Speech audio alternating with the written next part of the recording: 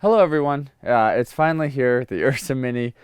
So I want to do a big shout out to Qualtrics on this. It is their camera technically, and I've been doing a ton of shoots with it over the last 3 or 4 weeks. Non-stop basically I've been shooting, and it's been awesome. It's been super fun. The camera itself, everyone's been saying it and it's true.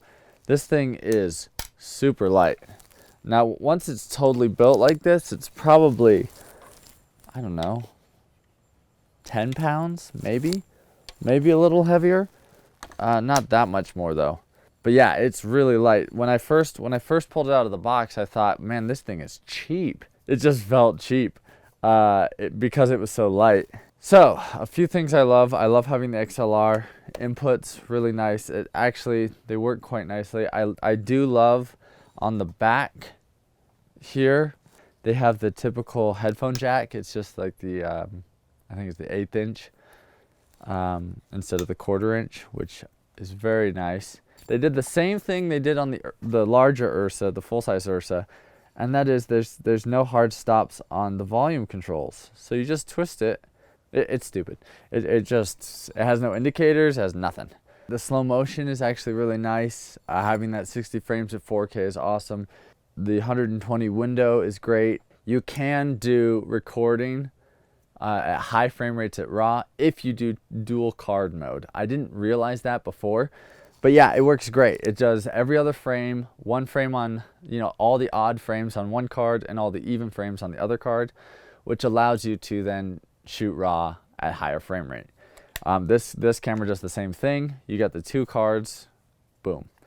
Also, I do love the fact I did some seriously long interviews one day, and I was switching cards the whole day. And you can it's so nice to be able to be running your card, like running the camera and being able to switch out the card not being used, put in a new one, and just have continuous recording. Super awesome.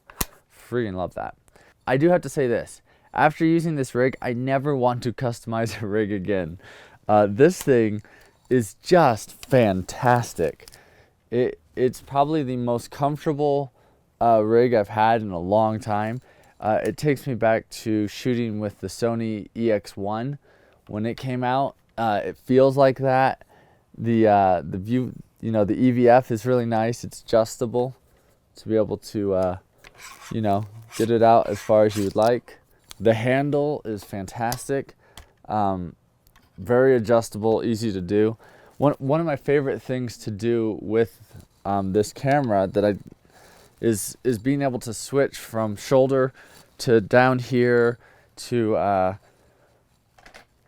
adjusting. I like doing this a lot too, to adjust this down, and then you can do some cool overhead shots and still have some good stability. When you put the shoulder mount on, it has the typical, I don't know what the mount is called. I should look it up, but I haven't. But it has that click-in mount, that a lot of TV stations have. But it also has a screw on the bottom that you can attach your own mount to. I love the Kessler quick release plates. Personally, I just love how quick it is. It's just, and I have it on all my stuff. I have these quick release plates, so I can go from slider to tripod to handheld just super fast. Switching back and forth is great. Battery life on this thing. So the Ursa, I had the 90 Anton Bauer 90 batteries, and on the Ursa they lasted about an hour, maybe an hour and a half.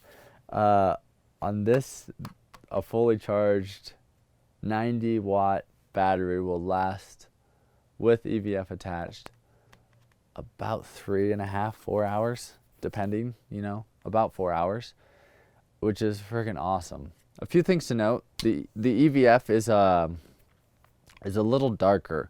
I made the mistake once as I was doing a run and gun to use the EVF as reference for my exposure, and I definitely overexposed. It's pretty dim. It's not as bright as I would like it to be. So just know that. Don't use this to reference. I mean, you never should anyway, but we do it. You know what I mean? Like, we all get this idea of like, oh yeah, I'm never gonna do it, but then you do it at some point. Everybody has, and if not, then you're a better person than me, And kudos to you. Another thing I love about the EVF is the buttons on the top. I thought they did an excellent job of choosing which buttons to put on the top. You got your zoom in, you got your display toggle to put on your display on and off, and your peaking. Like perfect 3 buttons to put up there. Like it's great just to be going in and you can just quickly switch between the buttons, all that jazz. Awesome. I love it. And I gotta poop. They added programmable buttons. Freaking awesome. I love that they added programmable buttons, although you can't use them until a firmware update. The way I like to think of Blackmagic is I like to call them beta magic, because I feel like they always release cameras in beta. But hey, they get the cameras in our hands, we get to use them, they're great. Oh, one thing about this camera is they got rid of the purple sun spot. You can film lights and suns all day long and you don't get it anymore. Hallelujah. You know, ugh, I couldn't stand that. Okay, a few things I dislike about this camera. The EVF, if you've noticed, I put some gaff tape. They have a light that turns on when you hit record. Here and here, a light that turns on, an indicator light. I hate it. I hate indicator lights that tell my talent or the people I'm interviewing that I'm filming. It drives me nuts. Because a lot of the times I find when I'm doing an interview, you can get a lot better, like more authentic performance from, you know, a non-trained actor who's just doing an interview if he doesn't think you're actually rolling yet. And I looked everywhere. I looked online. I looked in the manual. I did not see a way to turn off that light or this light. So Blackmagic, if you watch this, please just in a firmware update or something, make it so I can turn off that light. Not cool. There's only one power button on this. I wish there were 2, and maybe you can change to have one of these programmable buttons be a power button, which would be nice. Because the issue I have is I was shooting all day and I had it handheld all day, and the problem was I had to keep doing this and this. And that's also with the menu as well. To get into the menu and change some of the stuff in the menus, you have to do, you know, kink your head back.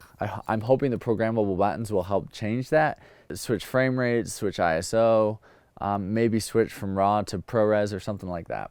The monitor can swivel, but and a lot of people have said this, it doesn't do a full swivel. You know, it just goes, I don't know, 180 degrees here is all. And I wish it could go more.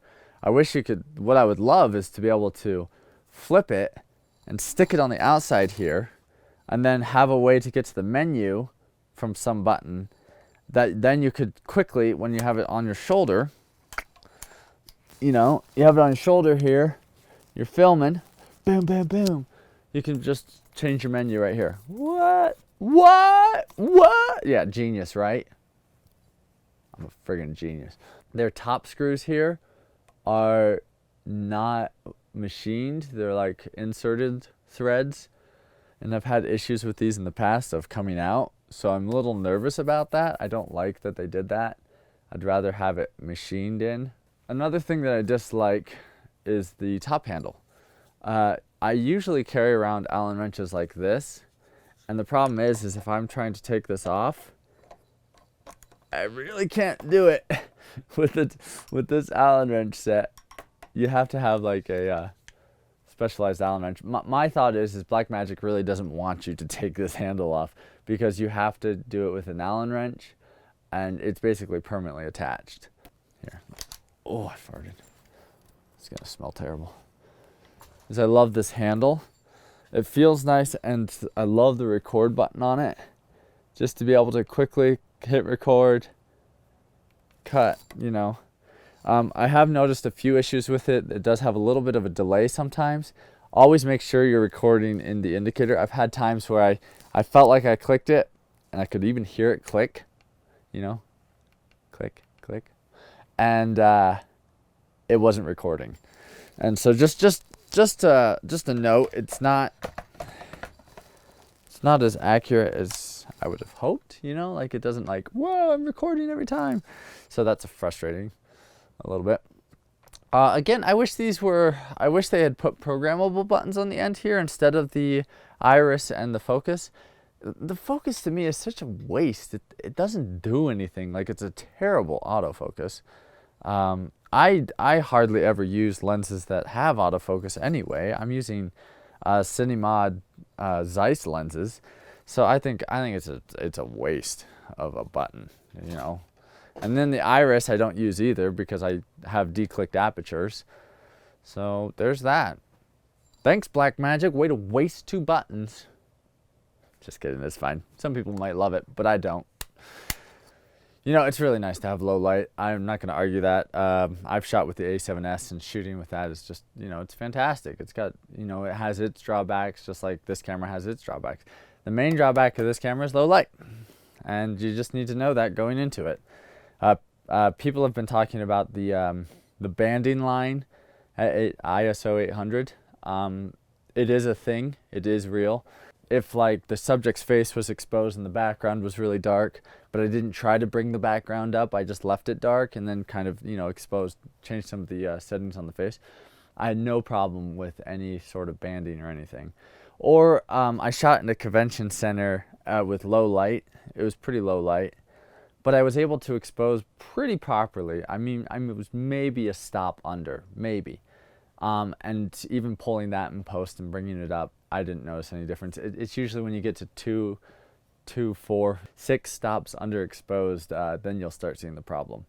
It's not a low light camera, and Blackmagic doesn't even try to claim that it is. This camera is fantastic if you have lighting, if you do interviews, if you're shooting outside during the day.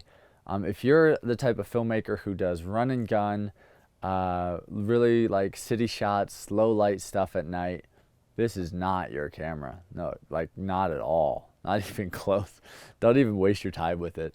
I even had a shoot that I did. It was a concert, and it was really dark, but the stage is usually nice and bright. So what I did was I actually got an A7S for the audience, and then used the Blackmagic to shoot the stage, and the stage is pretty well lit, and the two matched up pretty well.